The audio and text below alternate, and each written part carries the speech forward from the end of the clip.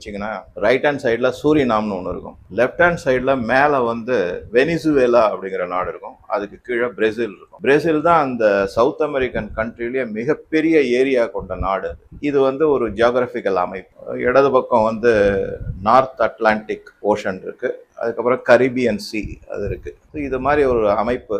இப்போ வந்து 2023 November December வாக்கில் அந்த டயத்தில் வந்து திடீர்னு வெனிசுவேலா நாடு, அதாவது அதனுடைய பக்கத்தில் லெஃப்ட் சைடில் இருக்கிற நாடு, இந்த கயானா மேலே திடீர்னு ஒரு ஆக்கிரமிப்பு செய்யணும், போர் தொடுத்து ஆக்கிரமிப்பு செஞ்சு அந்த நிலத்தை எடுத்துக்கணும் அப்படிங்கன்னு பார்த்தாங்க. அதுவும் கொஞ்சம் நஞ்சம் இல்லை, 2/3 பங்கு நிலம், 300 ஏக்கர் இருக்கு. ஒரு உதாரணத்துக்கு சொல்றேன், அதுக்காக அந்த ஏரியா 300 ஏக்கர் கிடையாது. 300 ஏக்கர்னாக்கா 200 ஏக்கரை வெனிசுவேலா கயானா கிட்ட இருந்து எடுத்துக்கணும் அப்படின்னு ரொம்ப முயற்சியெல்லாம் பண்ணாங்க. இதுக்கு வந்து முதல்ல போர் தொடுக்கிறதா இருந்தாங்க.